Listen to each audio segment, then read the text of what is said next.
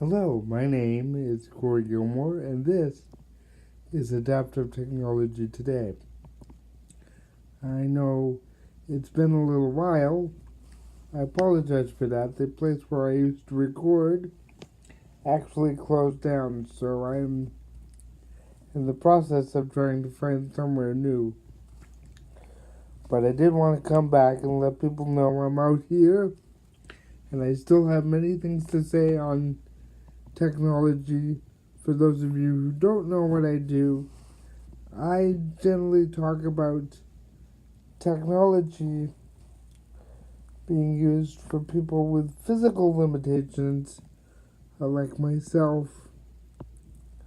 Um, but I speak in terms of technology you might not think of.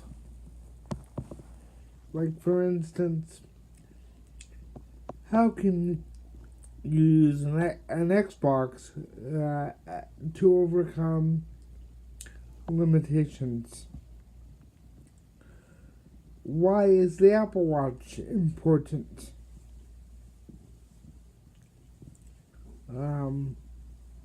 What does Android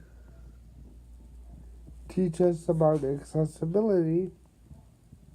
And what does iOS do that Android doesn't? And vice versa. These are some of the questions I like to speak about. And so I will be in touch, and I will be doing more episodes as time goes on. I'd like to talk a lot about my Apple Watch today. Some people ask, do we really need an Apple Watch?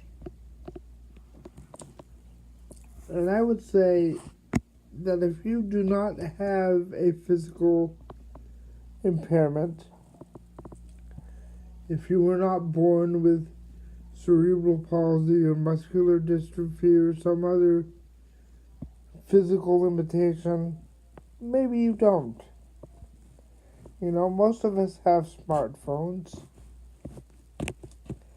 That's enough, But one of the things that my Apple Watch allows me to do is leave my phone in my bag. Now, why do I care about that? Here's the thing. I am a wheelchair user. Okay. That's how I get around. And it's important that I have everything that I need on me to be safe and to experience the community the safest way possible while giving the most back to other people. So why don't I want to carry my phone around with me all the time? Well, the truth is that if I carry it, there's a good chance I'll drop it. So, one of the things that my Apple Watch allows me to do is put my phone in my backpack every morning, strap the watch to my wrist, and then I can make phone calls right through the watch. Why is this important? Because my phone is on my wrist. It's not going to go anywhere. It's a safety thing. It's not going to go anywhere. It means I always can say, call for pizza, or to call my mom, or call whoever I need to call without having to push buttons. And by the way, for those of you who think that the Apple Watch is too small to navigate with your fingers, I have news for you. You're right. But I will tell you something else. That is not how you were supposed to use the Apple Watch. You're supposed to talk to the device. You're supposed to say, pull up this application or pull up that application. And you know what? If you use Siri enough and you correct it when it's wrong, and we'll talk later how to do that. But if you use it enough and you correct it when it makes mistakes, eventually it does get better. People say, oh, it doesn't work for me. Have you ever corrected it? No. Yeah, do you have to use it as a primary user interface? No, because your hands work perfectly. Well, when you have cerebral palsy, they don't always work perfectly. So those of us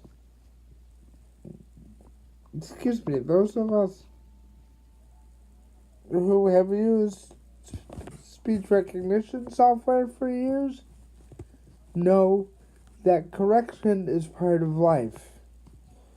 This is not Star Trek. Things get better because we make them better. They don't get better from saying, well, that's crap, I'm not going to use it. And, by the way, just coincidentally, I've used Google's Assistant, and I don't find that any more accurate than Siri. And part of that is probably my voice. But I know that's not true for everybody. But the point is that no matter which assistant you use, you have to have practice with it.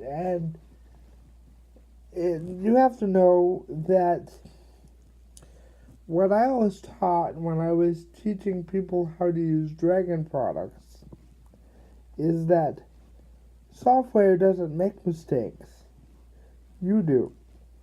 So, in other words, if you don't see a mistake and you don't correct it, the software is never going to know it made a mistake and it's never going to get better.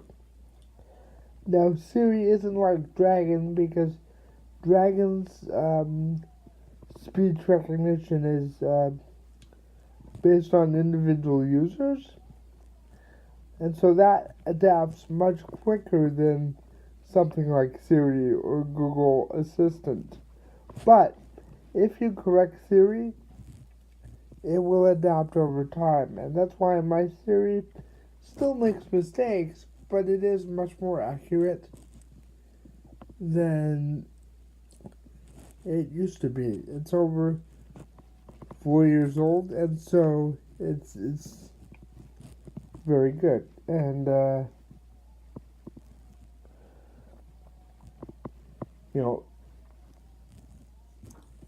with the Apple Watch on my wrist, I feel much safer to go outside because I can always contact people.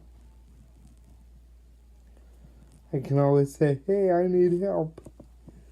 And people know where I am because they can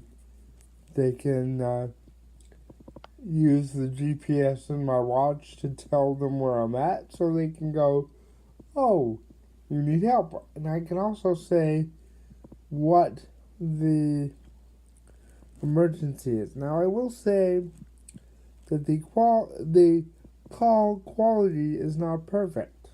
You're talking about speaking into something that is wrist size versus your cell phone. But the fact that we can do it and the fact that it makes things safer for me is really good. So that's why I have an Apple Watch. And I don't play games on it. I don't make reservations. It's just another device for me to talk to and get what I need. And by the way, the speech recognition on the Apple Watch is really good. Why? because the watch is like right here. See this is my watch on my wrist. So when I speak on my watch, I hold it like this. So the microphone is right there. So the speech recognition is really good. When you speak to your phone, you have to hold it up a little bit near your mouth. You don't have to hold it directly near your mouth. But if you just look directly at it and hold it up a little, speech recognition is good. And also, be aware that it's going to make mistakes and be prepared to correct them as it makes them. And to do that, you can, when you see what Siri says, if it gets it wrong, there's an edit button.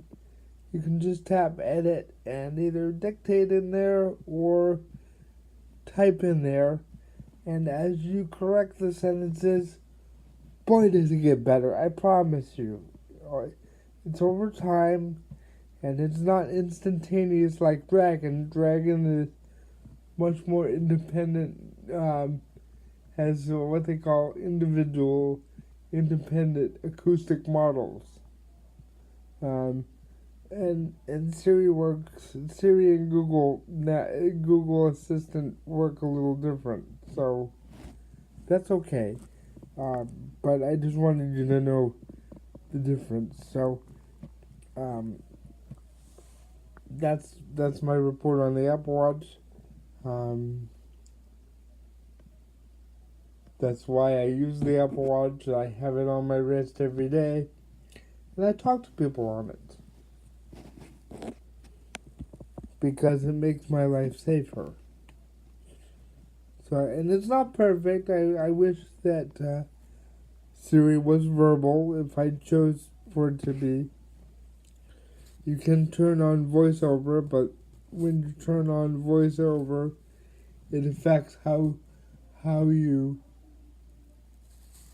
use the watch. So I have to turn voiceover on to read things and then turn it off to tap reply, for instance. When I really wish that Siri was just verbal all the time and said, what would you like? What do you need? And that's not a choice that everyone would make, but I would love to have the option. So with that, I will leave you for now and say thank you to everyone for watching, and thank you to the Twitch team for your inspiration. And good night, Leo Laporte, wherever you are.